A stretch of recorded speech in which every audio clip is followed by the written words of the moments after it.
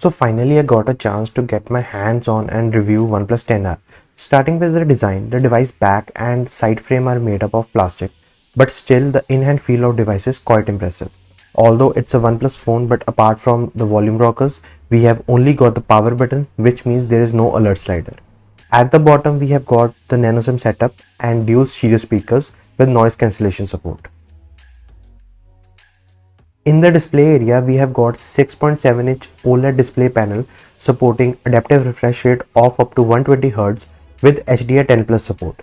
Coming to glass protection, it comes with Gorilla Glass 5, so in terms of display, no issue. If we talk about the battery, it comes with 5000 mAh battery pack with a 80-watt charger, and the other variant is coming with 4500 mAh battery with 150-watt charger with rapid charging support. And thankfully it's coming with the charger, so no issues here as well. The device comes with all the important sensors such as in-display fingerprint sensor, ambient light sensor, proximity sensor, and so on. The device comes with Android 12 support out of the box with CPU of Dimensity 8100 Max and Mali G610 GPU with 8 128GB and 12 256GB setup, and the storage is also supported with UFS 3.1, so all good here too.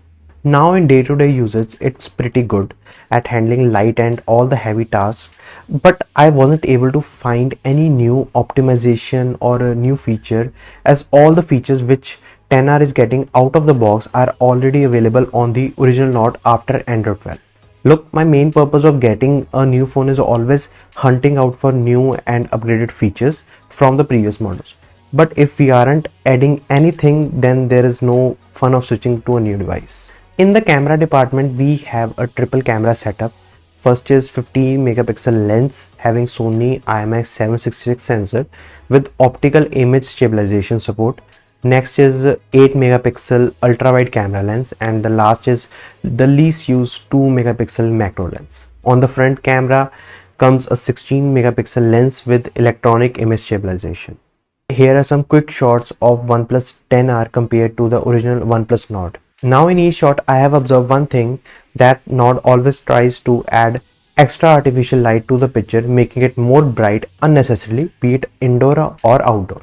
But the 10R keeps the lighting natural, giving a warm colored picture which is still bright enough to view and explore the details. So in camera department, I would say OnePlus has done a good job. Now in the gaming test, I tried COD at maximum graphics, as our main testing game is not present in Play Store for some reason. In the gaming department, with max graphics, there were no considerable lags or frame drops, and the 120Hz refresh rate was making an immersive gaming experience. However, after 5 minutes of gaming at max graphics, temperature rise was noticed.